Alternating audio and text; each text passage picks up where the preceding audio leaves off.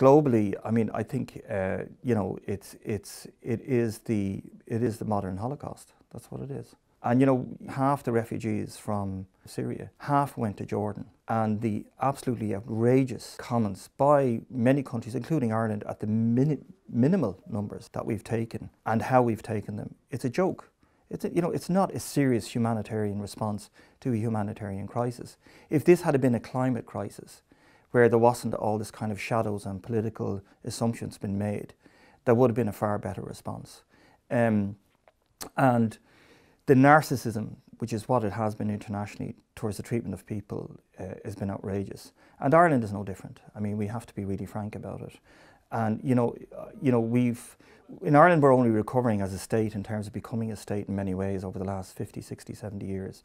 And you know, we've looked laterally at the outrageous treatment of women who found themselves pregnant and unmarried in this country and had to go to, you know, mother and baby homes and Magdalene laundries. And you know, we look at how wrong that was.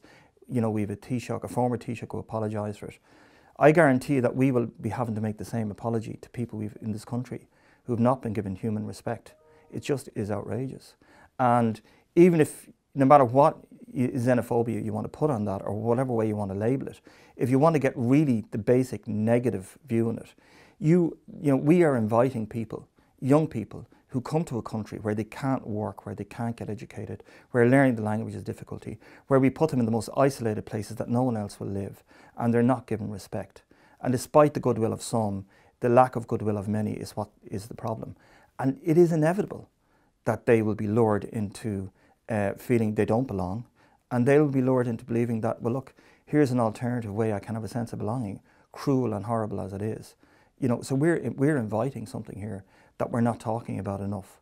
And it really worries me that, you know, will it take an attack in Ireland? Is that what it's going to take? Do we have to wait for this attack to say, oh, what do we need to do with youth?